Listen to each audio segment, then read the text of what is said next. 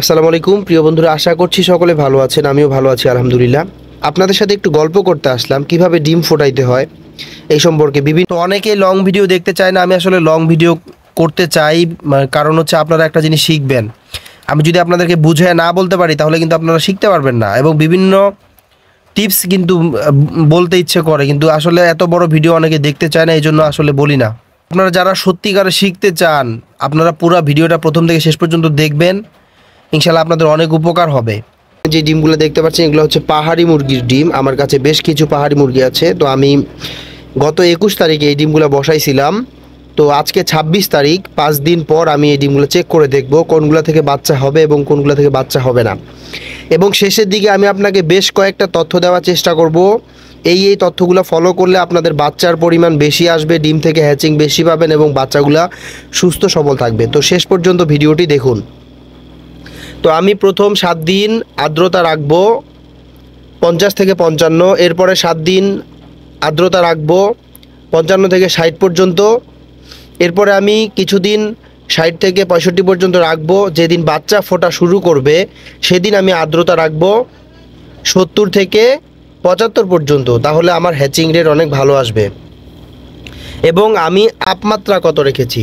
আমি তাপমাত্রা রেখেছি 37 থেকে 37.5 পর্যন্ত। অনেকেই 7 পর্যন্ত রাখে, তো আমি 5 পর্যন্ত রাখি। আমি এভাবে করে হ্যাচিং বেশি পাই। তো আমি এখন আপনাদেরকে ডিমগুলো চেক করে দেখাবো কোন ডিম থেকে বাচ্চা হবে এবং কোন ডিম থেকে বাচ্চা হবে না। বন্ধুরা, আমি এখন আপনাদেরকে ডিম চেক করে দেখাবো কোন ডিমগুলো থেকে বাচ্চা হবে এবং কোন ডিমগুলো থেকে হবে না। তো আমার এখানে সবগুলা ডিম কিন্তু ইনকিউবেটরে দেওয়া আছে, তো আমি আপনাদেরকে দেখাচ্ছি। দেখেন এই ডিমটা খেয়াল করলে দেখেন এখানে কিন্তু মাকড়াসার মতো একটা দেখা যাচ্ছে।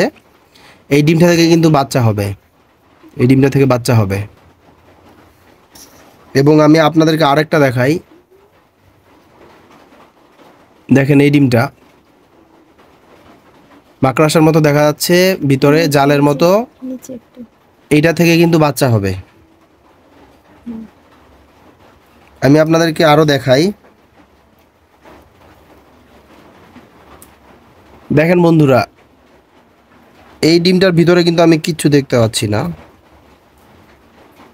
তো এই ডিমটা থেকে কিন্তু বাচ্চা হবে না। আমি এই ডিমটা বের করে রাখবো। এই ডিমটা এখানে রাখলে এটা নষ্ট হয়ে যাবে, সো এটা আমি রাখবো না, এটা আমি বের করে খেয়ে ফেলবো, ভাজি করে খেয়ে ফেলবো।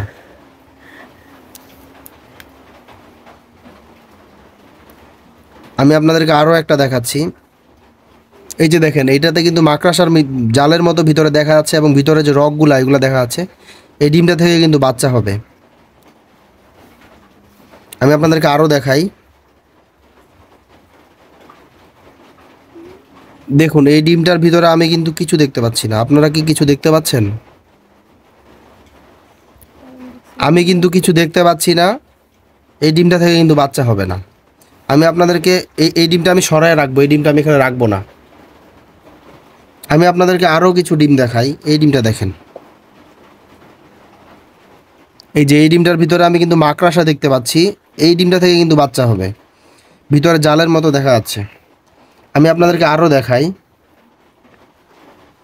এই যে দেখেন, এই ডিমটার ভিতরে কিন্তু বাচ্চা দেখা যাচ্ছে অলরেডি। আজকে এগুলার বয়স চলতেছে 5 দিন, তো এটা থেকে কিন্তু বাচ্চা হবে। তো আমি এখন আপনাদেরকে 3টা ট্রিক্স বলবো যেগুলো করলে বাচ্চার কোয়ালিটি ভালো হবে এবং বাচ্চা বেশি পাবেন। প্রথমে হচ্ছে আপনারা 17 দিন পর্যন্ত ডিমটা ঘোরাবেন। 17 দিন ঘোরানোর পরে যেদিন 18তম দিন হবে সেদিন থেকে আপনি আর ডিমগুলো ঘোরাবেন না। একবারে ফোটার আগ পর্যন্ত আর ডিমগুলো ঘোরাবেন না। ডিম ঘোরাইলে কি হবে, বাচ্চাগুলার মাথাগুলা নিচের দিকে চলে যাবে, তো ওরা যে ঠোকর দিয়ে যে বের হবে এটাতে ওদের সমস্যা হবে এবং ভিতরে বাচ্চাগুলা মারা যাবে। এবং আপনারা আর্দ্রতা রাখবেন 70-এর উপরে, কারণ হচ্ছে 70-এর উপরে থাকলে ডিমের যে খোসাটা থাকে এটা নরম হয়ে যায়, সেক্ষেত্রে ওদের বাচ্চাগুলার বের হইতে সুবিধা হবে। খোসা শক্ত হইলে কিন্তু বাচ্চা ভিতরে মারা যাবে। এটা হচ্ছে আমি 2 নাম্বার ট্রিক্স বলবো। আপনারা ডিম যখন ফোটা শুরু করবে তখন কিন্তু অনেকে এক্সাইটেড হয়ে যান, বারবার ঢাকনা খুলেন।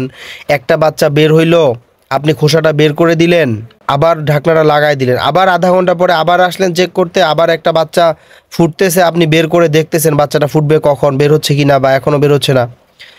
বাচ্চাটা একটা ডিম ফুটতে কমপক্ষে 10 থেকে 12 ঘন্টার মতো সময় লাগে। এজন্য আপনারা মানে এক্সাইটেড হয়ে বারবার খুলবেন না ঢাকনাটা, এবং বাচ্চাগুলাকে বের করে দেওয়ার চেষ্টা করবেন না। বের করে দিলে কিন্তু ওই বাচ্চাটা কিন্তু মারা যাবে, রক্ত বের হবে, ভালো হবে না।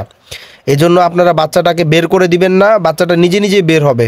এরপরে আমি আপনাদেরকে আরেকটা ট্রিক্স বলবো, সেটা হচ্ছে অনেকেই বাচ্চা হওয়ার পর সাথে সাথে বের করে ফেলে এবং বাচ্চাটাকে ব্রুডিং করার জন্য আলাদা করে ফেলে। আপনারা এই কাজটা কখনোই করবেন না।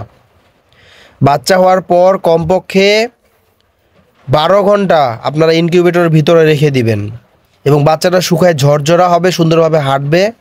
তারপরে আপনারা বাচ্চাটা ব্রুডিংয়ে দিবেন এবং ব্রুডিংয়ে দেওয়ার পরে 1 ঘন্টা পানি দিয়ে রাখবেন এবং এরপরে আপনারা তাকে খাবার দিবেন।